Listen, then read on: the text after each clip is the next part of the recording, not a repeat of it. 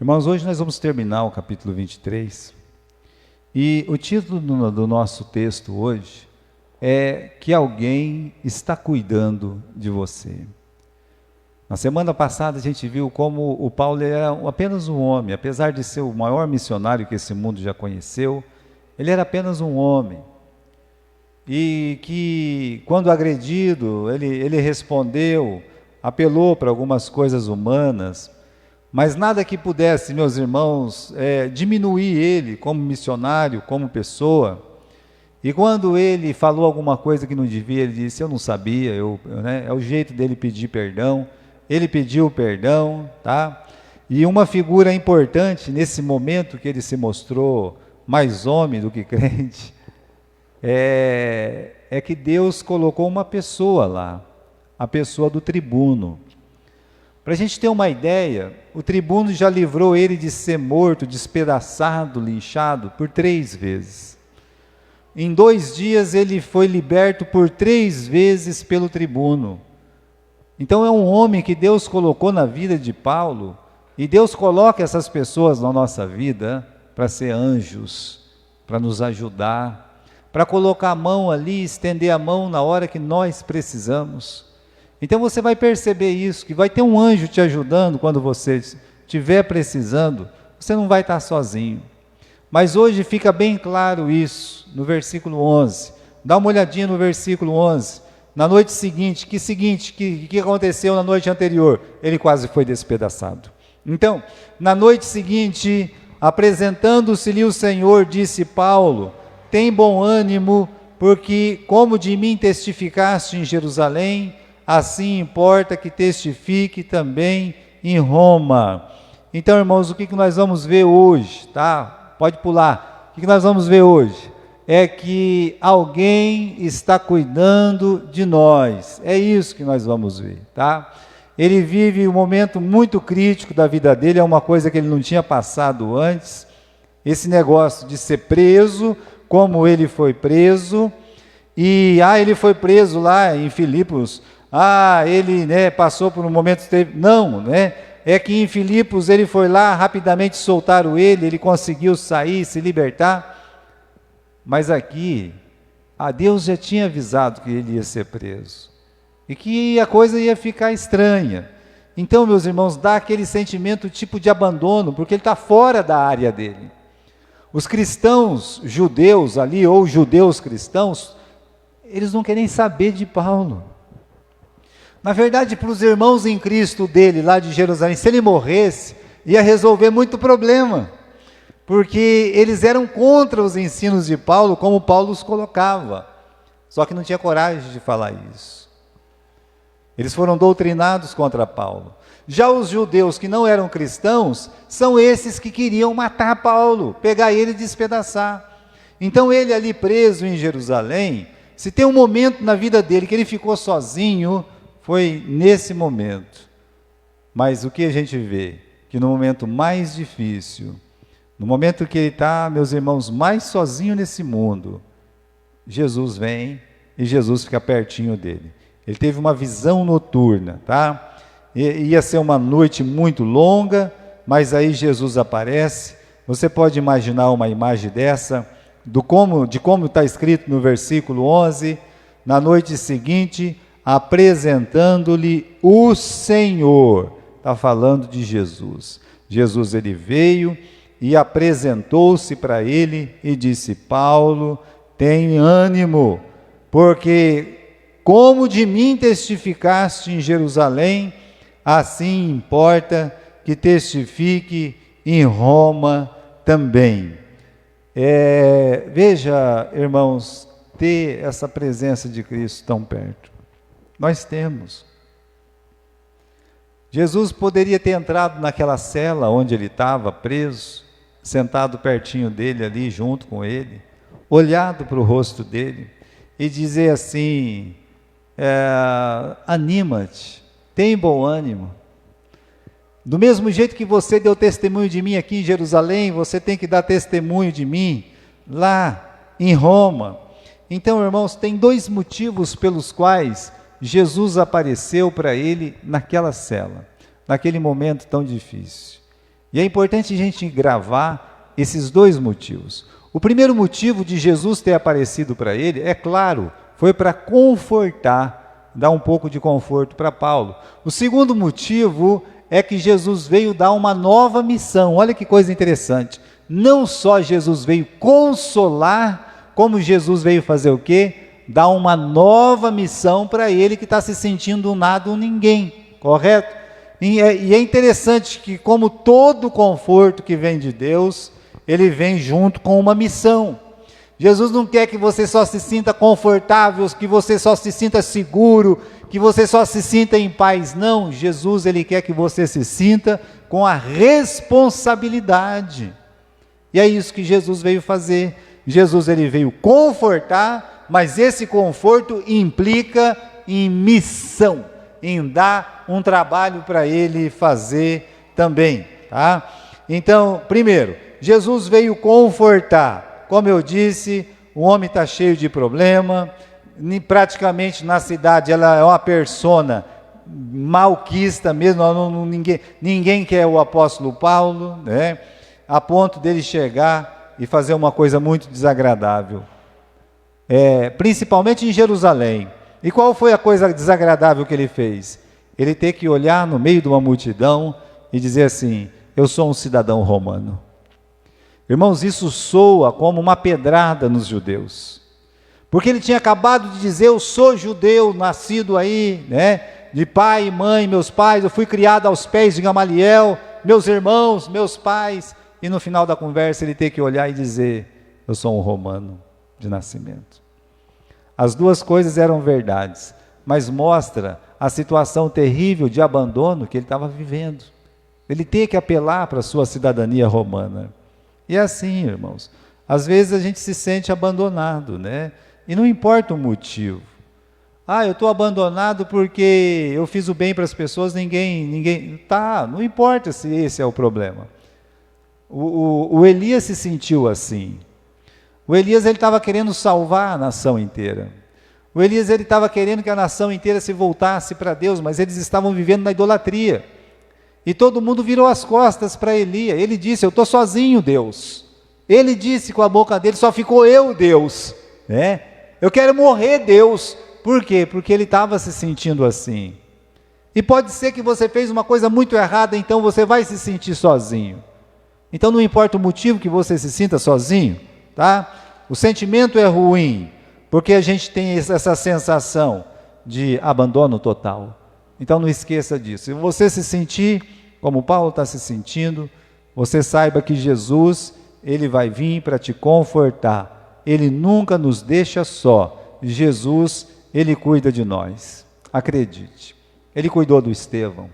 Mas o Estevão foi apedrejado? Foi. O Estevão morreu lá na mão dos seus inquisitores lá? Foi. Realmente ele morreu. Só que quando ele estava morrendo, ele viu o céu aberto. Quando ele estava morrendo, os anjos vieram buscá-lo. Ele viu o céu aberto com os anjos vindo para abraçá-lo e buscá-lo. Quem que vai levar vocês, Luiz? Tá, isso. Então, veja só, né? Ele morreu, mas Jesus estava lá, falando: olha, tua missão acabou, meu filho. Realmente você vai morrer, a tua missão aqui neste mundo acabou. Ele cuidou de Pedro, meus irmãos. O Pedro estava preso. O Pedro, ele viu lá, praticamente, ele passou perto da onde estava a cabeça do Tiago, quando eles arrancaram a cabeça do Tiago, e ele seria a próxima cabeça a rolar. E quando chegou no dia dele ser morto, no dia anterior, Jesus manda os anjos lá, e os anjos começam a abrir todas aquelas celas, e quando ele vê, ele está na rua, ele nem sabe como aquilo aconteceu, ele vai bater lá na porta da igreja. Foi um jeito diferente de Jesus cuidar.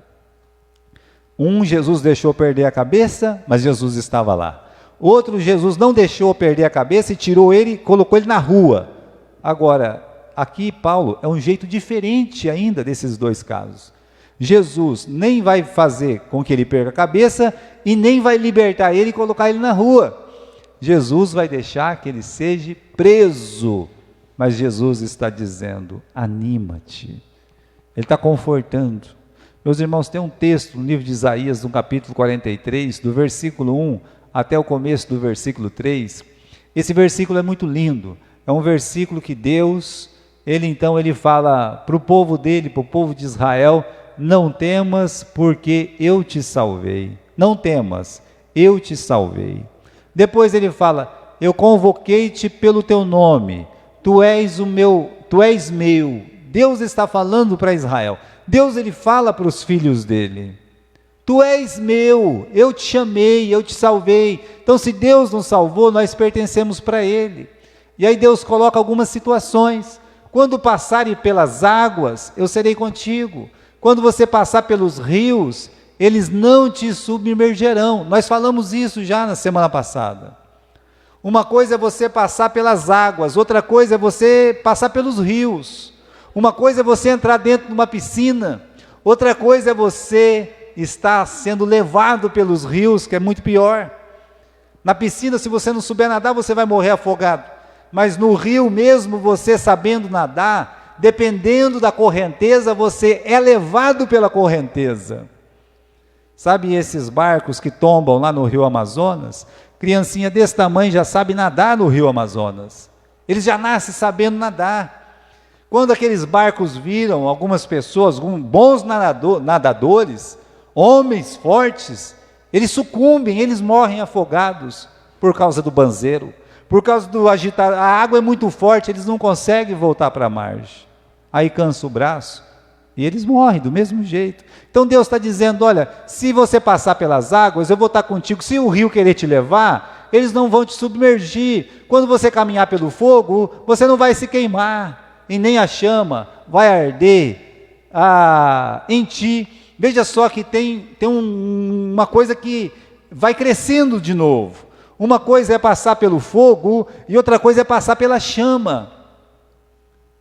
A chama é muito maior do que o fogo. Então, parece, meus irmãos, que a situação, às vezes, ela vai de mal a pior. Não é isso que você vê? Água e rios, fogo e chama.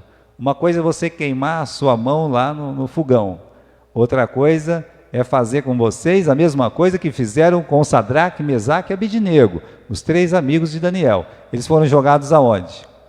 Na fornalha ardente. Isso é chama. O que a palavra de Deus está querendo dizer é que em muitas situações as coisas parecem que vão de mal a pior, mas lembre do que ele disse: eu te salvei, tu és meu, eu serei contigo, porque eu sou o Senhor teu Deus, o Santíssimo de Israel, teu Salvador. Quando nós temos, por exemplo, aquele caso do povo de Israel passando pelo Mar Vermelho, Deus estava ali com a nuvem. Quando o povo de Israel, meus irmãos, está passando pelo Rio Jordão, Deus estava ali protegendo eles.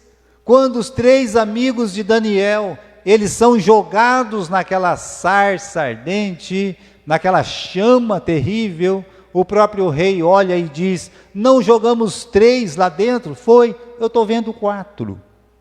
O Senhor estava ali andando com eles. Eu quero só dizer o seguinte: eu quero dizer que no capítulo 23, no versículo 11, Jesus está dizendo: olha, Paulo, tem bom ânimo, tem bom ânimo. E Jesus está dizendo: você não está morto, né? Você está vivo, tem bom ânimo, porque eu tenho uma missão para você.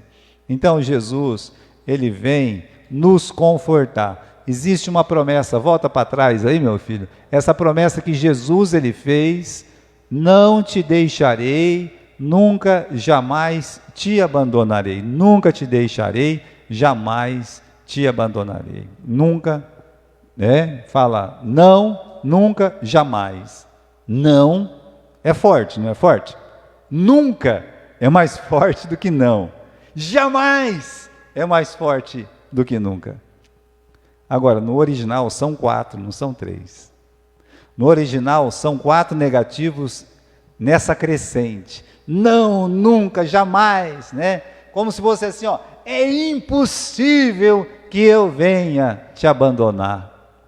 Jesus está dizendo: jamais eu vou te abandonar. Meus irmãos, o nosso Deus nos ama, o nosso Deus nos salvou, e por pior que seja a situação que eles nos coloquem, ou que a gente mesmo se entre, Deus, Ele promete estar conosco, cuidar de nós. E o apóstolo Paulo, ele tem consciência disso. Bem, primeiro, Jesus veio confortar. Segundo, Jesus, ele veio dar uma nova missão, né? É quase ironia isso, o Paulo receber uma nova missão, né? Ele estava preso, estava prestes a ser assassinado. Então a gente pergunta, o que Paulo podia fazer dentro de uma prisão? Que missão que ele teria, né? Então está aqui no versículo 11, do mesmo jeito que você testificou aqui de mim em Jerusalém, importa que testifique de mim lá em Roma. Talvez o Paulo podia olhar e dizer assim, mas Senhor, eu falei do Senhor aqui em Jerusalém, nunca eu fui tão rejeitado quanto em Jerusalém. Você sabia disso? Nunca a palavra de Paulo foi tão rejeitada, odiada, nunca o seu testemunho fosse um fracasso total, como foi em Jerusalém. Paulo, meus irmãos, falou de Jesus já 2 vezes, e conversão foi 0, todo mundo queria matar ele, né? Olha como Deus é maravilhoso, de fato, ele levaria quase 3 anos para chegar lá em Roma, ele seria preso em mais de um lugar, e ele até, meus irmãos, faria uma viagem, vai naufragar, o navio vai afundar, vai acontecer muita coisa, mas ele vai chegar lá em Roma. O que Jesus disse que ia acontecer, aconteceu. Ele vai ser levado lá em Roma. E lá em Roma, ele escreve uma coisa muito importante. Ele diz assim, todos me abandonaram, só Lucas está comigo. Na minha defesa, nenhum dos da Ásia estiveram comigo. Que frases são essas? Olha, meus irmãos, ele foi completamente abandonado nesse percurso, mas uma coisa é certa, ele aprendeu que o Senhor está comigo. É o que ele vai falar no final, o Senhor está comigo. Então Jesus dá esse conforto ele vem com uma nova missão. Deus sempre tem algo para os filhos dele fazer, não importa onde nós estamos, Deus tem uma tarefa para você, aonde você está, no seu trabalho, na escola, na sua casa, na rua que você mora, Deus tem alguma coisa para você fazer. Não importa se você fracassou, a palavra de Deus aqui está dizendo, Paulo, eu quero que você faça a mesma coisa lá do que você fez aqui, mas Senhor, aqui eu fracassei, não importa. Deus tem coisas para fracassados fazerem também, Deus ele tem. Então Deus sempre tem alguma coisa para os seus filhos fazerem, é assim com o nosso Deus. Deus não nos chama para ter sucesso, Deus nos chama para ser fiéis. Então se nós estamos num ponto baixo da nossa vida, fracassado, lembre, Deus ainda está falando para você, tem que ser usado, você não morreu ainda, você vai ser usado. De Davi diz que ele lutava as batalhas do Senhor e vencia, e depois de todo o que aconteceu na vida dele, é dito que ele também batalhava e vencia, ou seja, Deus continuou usando ele em suas batalhas. Por isso, meus irmãos, Deus tem uma missão, tá? E essa missão, Paulo lembrou agora, né? A minha carreira não acabou, eu ainda tenho algumas coisas para fazer. Continuando, meus irmãos, o projeto espiritual dos judeus. Ah, os judeus têm um projeto espiritual? Tem. Qual que era o projeto espiritual dos judeus? Jejum. Nós não vamos comer, nós não vamos fazer nada, enquanto não matar Paulo. Mais de 40 homens, uns 40 homens a mais, eles decidiram fazer um jejum, proclamar uma lei lá, meus irmãos. Era um voto mesmo, uma espécie de voto nazareno, de nazireu. Ele está dizendo assim, olha, nós não vamos fazer nada enquanto não matar o Paulo. Por que eu estou falando que isso é um voto espiritual? Porque eles foram falar com as autoridades espirituais, foram falar com o sumo sacerdote, foram falar com os anciãos, foram falar com os líderes espirituais e disseram: nós fizemos um voto para Deus. Primeiros a pegar uma pedra e jogar na cabeça do Paulo. É o primeiro a pegar e trucidar, quebrar o pescocinho do Paulo, porque eles tentaram fazer isso já 3 vezes em 2 dias. Esses mesmos líderes espirituais, religiosos, anciãos, foram os que aceitaram o assassinato de Estevão. Eles aceitaram, meus irmãos, que Jesus Cristo fosse crucificado. Então para eles estava tudo bem. Para eles era espiritual matar pessoas. Não é espiritual matar pessoas. Não é espiritual você fazer o mal para alguém. Não é espiritual você fazer uma emboscada em nome de Jesus. Não é espiritual fazer uma marcha de Jesus para fazer o mal. Não, isso está nesses projetos religiosos de assassinatos, né? Então, eu digo que muitas religiões costumam ser violentas. Cristãos não são tantos agora, mas já foram. Infelizmente, quando eu falo cristão, são pessoas que só têm o nome de cristão. Mas hoje a religião mais violenta realmente é a religião muçulmana. Eles né, sabe, recebem ordem lá dos líderes deles de entrar dentro do avião, explodir o avião, de trombar o avião numa torre, de entrar no mercado cheio de mulheres e crianças e explodir uma bomba. É assim. Então, onde é que está? Não, Deus não está concordando com nada disso. Eles podem até falar, Allah Akbar, né? Mas Deus não está ali, tá? Deus não está consentindo com isso. Deus não quer essa violência não, meus irmãos. Olha, Deus, Ele amava os seus inimigos, Cristo amava os seus inimigos. Jesus, Ele fazia discípulos pela pregação e não pela força, não pela espada.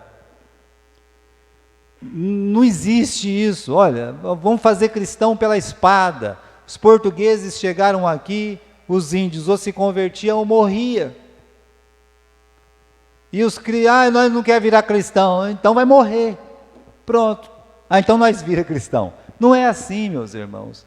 Jesus, ele pregava a palavra, a pessoa tem que receber Jesus. Então o conselho de Pedro é o seguinte, né? Se você padecer por amor à justiça, é uma bênção. Você não tenha medo deles, você não se preocupe. Por quê? É melhor sofrer fazendo o bem, se é a vontade de Deus, né? Do que fazendo o mal. Então é melhor você sofrer fazendo o bem do que você resolver fazer o mal, em nome de Jesus, entre aspas, tá? Então, Deus, Ele, na sua misericórdia, o nome da nossa lição hoje, existe alguém que cuida de nós. Eles fizeram esse voto e eles tinham uma cilada. Fala para o tribuno trazer o Paulo aqui no conselho e, meus irmãos, é 100 metros, 150 metros de distância. Sabia disso? É 1 quarteirão, 2. A distância onde estava o sinédrio, aonde estava o Paulo preso.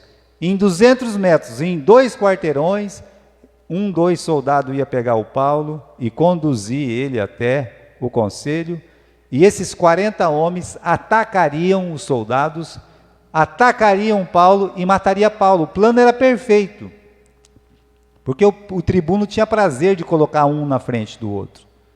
Só que aí entra Deus, correto?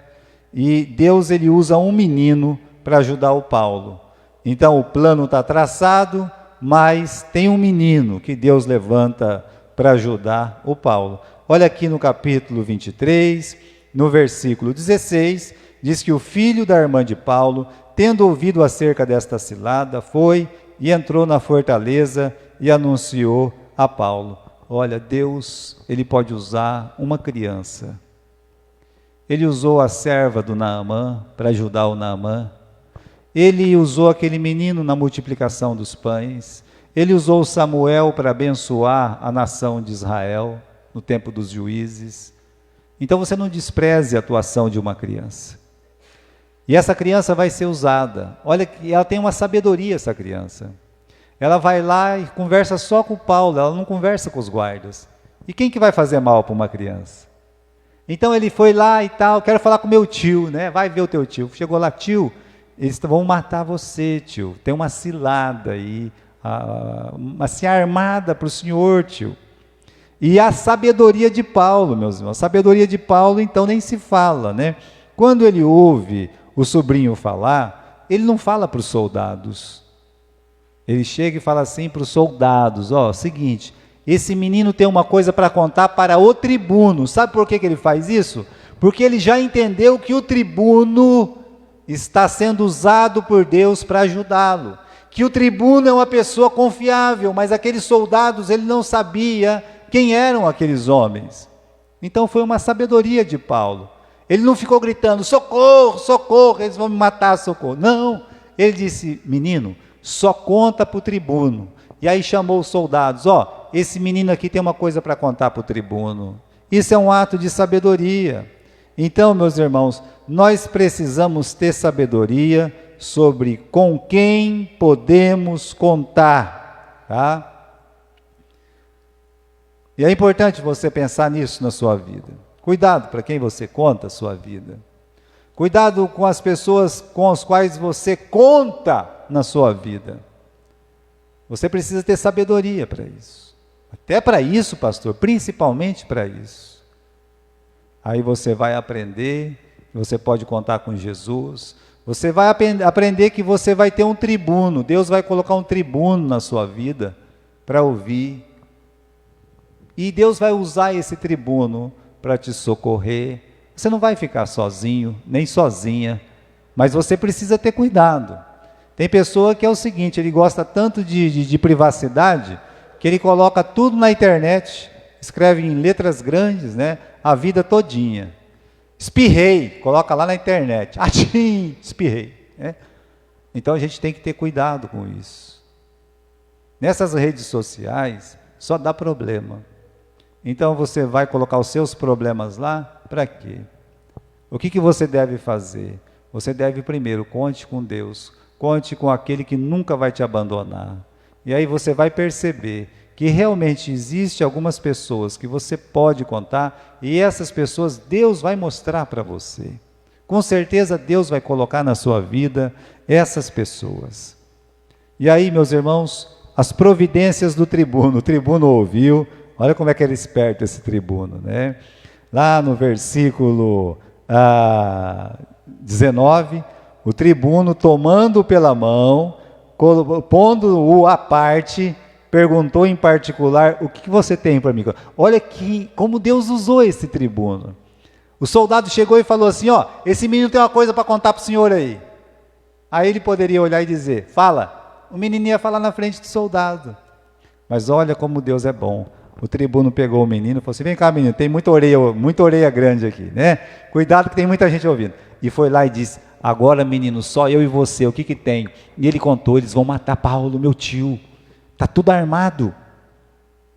Ah, tá bom. E aí, meus irmãos, no versículo 23, depois que mandou o menino embora, vamos ler o versículo 22. O tribuno despediu o menino e mandou que não contasse a ninguém. Falou assim, olha, fecha a sua boca, não conta para ninguém, tá? Deixa comigo. E o menino foi. Ele entrou quieto e saiu calado. E aí, meus irmãos, esse menino fez a parte dele, Deus já usou ele, agora Deus vai usar o tribuno. Ele monta uma companhia, olha só, ele coloca 200 soldados, 70 cavaleiros e 200 arqueiros. Nós temos aí uma multidão de 470 homens para fazer a proteção de Paulo, de tirar ele de Jerusalém às 9 horas da noite e levar ele até uma cidade próxima e dali levar ele até Cesareia, que dá mais ou menos, meus irmãos, aí 120 quilômetros, tá? E a gente pergunta, mas precisava de tudo isso? Vai lutar contra uma multidão para você ver. ainda mais em tempo de festa, que tinha 500.000 de pessoas lá no tempo de festa, e saiu de noite, sem ninguém saber. Saiu ali todo mundo, os cavalos devagarzinho, pacotó, pacotó, pacotó, né? Aquele multidão de um lado, multidão do outro, os arqueiros tudo com arco e flecha ali, pronto para acertar algum engraçadinho, soldados protegendo Paulo. Olha que situação. Jesus disse: eis que eu estou convosco todos os dias até a consumação dos séculos.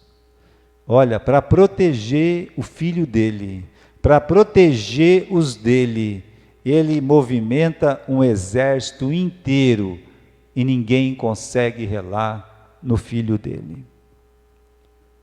Existe alguém que está cuidando de nós. Olha aqui, alguém está cuidando de você. Alguém está cuidando. Como é que o Paulo foi cuidado? Deus usou soldados, Deus usou o tribuno, Deus usou o menino, agora Deus está usando um pequeno exército, uma companhia quase que inteira, tá? Uma companhia romana quase que inteira. Então, Paulo ele foi cuidado de diversas formas. Tem alguém cuidando de nós, existe alguém que cuida de nós, e esse alguém é o nosso Senhor Jesus Cristo. Ele está cuidando de você. Lembre-se, as coisas não simplesmente acontecem em nossas vidas. Deus, Ele está guiando, Ele está controlando, Ele está superintendendo, Ele está providenciando tudo. Então não existe por um acaso, não existe coincidência, as coisas simplesmente não acontecem. É providência divina pura. Deus, Ele está cuidando de você, Ele cuida de nós. Então não se preocupa com qualquer coisa. Tem uma palavra aqui do Agostinho, que eles chamam de Santo Agostinho, mas eu gosto dessa palavra dele, né? Confie o passado à misericórdia de Deus. É só a misericórdia de Deus mesmo para cobrir todos os nossos problemas, as nossas manchas, os nossos erros. Então confie o seu passado à misericórdia de Deus. Confie o seu presente ao amor de Deus. Você vai comprovar na sua vida o grande amor que Deus tem por você no presente. Agora, confie o seu futuro à providência de Deus. Saiba que Ele estará cuidando de você. Existe alguém que cuida de nós.